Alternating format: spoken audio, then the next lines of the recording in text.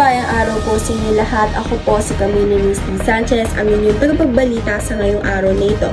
Petsa ng balita, November 2, 2025, oras ng balita, 2:25 PM ng hapon. Nilalaman ng balita.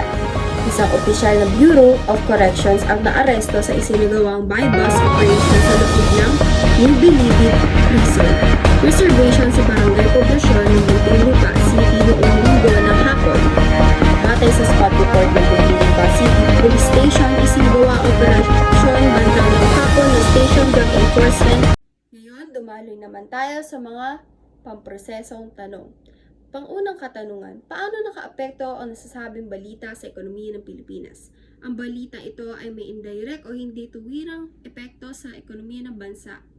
Sa pagbaba ng tiwala sa mga institusyon, kapag may katiwalaan sa loob ng mga ahensya ng gobyerno tulad ng BOCUR, nababawasan ang tiwala ng mamamayan at mga namumuhuan at pamahalaan. Pangalawang katanungan, paano ka naapektuhan ng balitang nabanggit? Bilang isang mamayan, ang balitang ito ay maaaring magdulot ng pagkamulat na naging mas malinaw ang pangangailangan para sa mas mahigpit na pagbabantay at reforma sa mga ahensya ng gobyerno. Pangatlong katanungan, ano ang iyong aral na nakuha sa iyong nabasa o na napanood na balita? Ang aral na aking nakuha ay ang integridad ay mahalaga sa anumang tungkulin.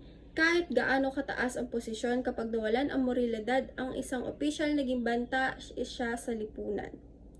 At hindi ligtas ang sinuman sa batas. Muli, ako po si Camille Nisty Sanchez, nagbabalita sa ngayong hapon.